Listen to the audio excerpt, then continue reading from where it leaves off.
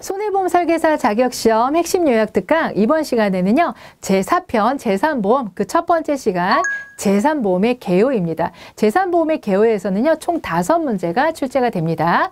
자, 이번 시간에는 재산보험의 특징 알아볼 거고요. 재산보험의 상품 개발 기준 알아보도록 하겠습니다. 자, 우선은 재산보험의 특징 첫 번째 재산보험의 의미부터 알아볼 텐데요. 재산보험은요. 사람의 질병, 상해 또는 이로 인한 간병으로 인한 손해를 보상하는 보험이라고 정의할 수 있습니다. 그래서 재산보험 같은 경우는 손해보험의 성격과 생명보험의 성격을 모두 갖추고 있는 보험이에요. 그래서 우리가 뭐라고 부르냐면 그레이존이라고도 부릅니다. 생명보험은 정액보상, 그러니까 또 중복보상되는 특징을 갖고 있고요. 손해보험은 실손보상되면서 비례보상되는 특징을 갖고 있어요. 그런데 만약에 손해보험이 흰색이고 생명보험이 검정색이라고 하면 두 가지가 더해지면 어떻게 되죠? 회색이 되잖아요. 그래서 이제 그레이존이라고 부르고요. 정액보상의 특징과 실손보상의 특징을 모두 갖추고 있는 보험이 바로 재산보험이 되겠습니다. 그래서 재산보험 같은 경우는요. 손해보험 회사도 취급할 수 있고요. 생명보험 회사도 취급할 수 있어요. 그리고 재산보험 전업회사에서도 영위가 가능하도록 되어 있습니다. 자, 재산보험의 종류는 뭐가 있을까요? 자, 상해, 질병, 간병 이렇게 세 가지가 있습니다. 그래서 상, 질, 간 이렇게 여러분들 외우셔야 돼요. 상해보험, 질병보험, 간병보험. 자, 그러면 재산보험의 법률상 지위는 어떻게 될까? 자, 재산보험을 정의하고 있는 법률은요. 바로 보험업법입니다. 여러분들 보험업법은 반드시 외워주셔야 해요. 그래서 재산보험 하면 바로 짝꿍은 보험업법입니다. 그래서 보험업법, 보험업법 시행령, 보험업 감독 규정에 따라서 우리 재산보험을 정의하고 있다라고 보시면 되겠고요. 자, 재산보험의 정의와 관련 없는 법을 골라라 이렇게도 나옵니다. 그러면 의료급여법 이런 거 하나 넣어두고서 골라내는 문제 나올 수 있기 때문에 잘 골라내 주시면 됩니다. 다음으로는요. 재산보험의 보험업법상 보험업 허가에 대해서 좀 살펴보도록 할게요. 자, 생명보험이나 손해보험업에 해당하는 보험 종목 전부를 우리가 허가받은 회사는요. 재산보험업에 해당하는 보험 종목에 대한 허가를 받은 것으로 봅니다. 자, 그런데 우리가 이제 손해보험에 대해서는 재산보험에 부과되는 보험 종목이라고 해서 정의를 해두고 질병 사망을 판매할 수 있는 조건을 정의해두고 있는데요. 자, 대통령령이 정하는 기준에 따라 재산보험의 보험 종목에 부과되는 보험이라고 하면 손해보험 보험 종목 전부를 영위하는 손해보험사가요. 질병 사망, 질병을 원인으로 한 사망을 재산보험의 특약의 형식으로 담보하는 경우에 아래의 조건을 갖췄을 때 그 부분을 재산보험에 부과되는 보험 종목이라고 합니다. 이 부분 우리가 공통 영역에서도 한번 나왔던 부분이에요. 그러니까 아주 중요하죠. 그쪽에서도 한번 나올 수 있고 재산보험에서도 또 한번 나오는데요. 자주 나오는 부분입니다. 그래서 손해보험사가 질병 사망을 영위하는 건 특약으로만 가능하죠. 자, 그리고 보험기간은 몇 세 이내로 가능한가요? 80세 이하일 것. 그리고 그 가입 금액은요. 개인당 2억 원 이내죠. 그런데 증권당 2억 원 그러면 틀립니다. 자, 그리고 보장성 보험으로만 영위할 수 있다는 거 기억해 주시면 됩니다. 자, 그 다음으로 재산보험의 보상 방식에 대해서 알아보겠습니다.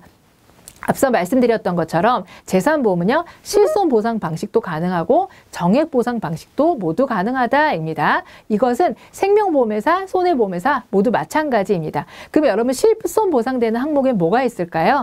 바로 실손의료비입니다. 나머지 상해사망, 질병사망, 후유장애, 수술특약 이런 것들 다 이제 정액보상되는 항목이에요. 그래서 시험 문제에서는 다음 중 실손보상되는 항목을 골라라, 정액보상되는 항목을 골라라 이렇게 나옵니다. 그러면 실손 보상되는 항목은 바로 실손의료비. 그러니까 상해 입원 의료비라든지 질병 입원 의료비, 통원 의료비 이런 것들이 이제 실손 보상되는 항목이다라고 보시면 됩니다. 자, 그다음으로는 재산보험의 가입 제한에 대해서 살펴보도록 할 텐데요. 우선 상법에 의한 가입 제한, 바로 무효 사유가 되는데요. 자, 만 15세 미만자, 심실상실자, 의사 능력이 없는 심신 박약자의 사망을 보험사고로 하는 계약은 여러분 무효죠. 그러니까 가입이 제한이 된다라고 보시면 되겠고요. 자, 두 번째로 타인을 위한 사망보험 계약에서 그 타인의 서면 동의를 얻지 않았다. 그러면 그 계약은 어떻게 되죠? 무효가 되죠. 그러니까 가입이 제한이 된다라고 보시면 되겠습니다. 근데 시험 문제에서 어떻게 나오냐면요. 사망을 보험사고로 하는 보험계약의 무효 요건은 보험업법에 규정되어 있다. 그러면 여러분 이거 맞아요? 틀려요? 틀립니다.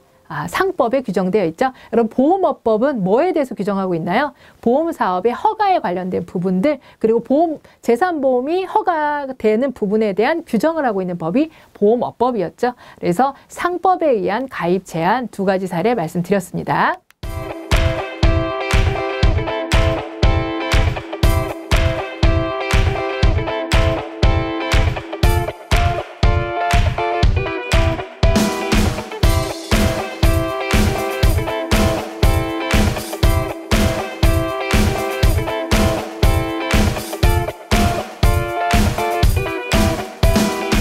자, 그 다음으로는 재산보험의 상품 개발 기준에 대해서 알아보도록 하겠습니다. 자, 우선은요, 기본계약 또는 특약으로 구성할 수 있습니다. 자, 그리고 개인계약, 단체계약으로 운영할 수 있고요.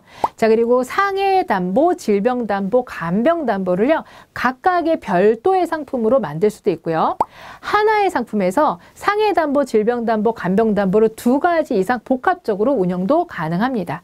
자, 그리고 정액보상과 실손보상, 모두 가능하고요. 자, 실손해를 보상하는 담보, 바로 실손의료비를 이야기하는 거죠. 그런 경우에는 다른 회사의 가입 내역을 고지음으로 추가할 수 있어요.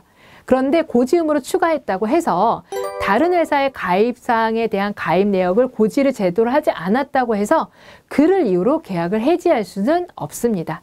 자, 그리고 약관상 보상하지 않는 원인으로 사망했다라고 하면 어떤 금액이 나가냐? 계약자 적립액이 보상이 되고요. 계약은 소멸되게 됩니다. 자, 그리고 보장성 보험의 하나여 개발이 가능하다 그랬죠? 이것은 생손보 공통입니다. 그렇지만 손보사에 하나 예외사항이 있어요.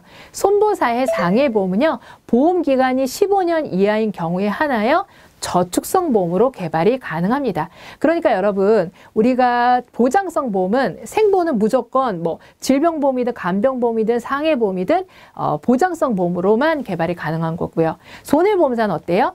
질병에 관련된 거 보장성 보험, 간병에 관련된 거 보장성 보험으로 개발이 가능해요. 근데 상해는요. 보장성 보험으로도 개발할 수 있고 저축성 보험으로도 개발이 가능한 겁니다. 근데 저축성 보험은 15년 이하일 때 가능하다, 상해보험으로만 가능하다라는 부분이 되겠습니다. 자, 이상으로 1장 재산보험의 개요에 대한 내용을 마치도록 하겠습니다.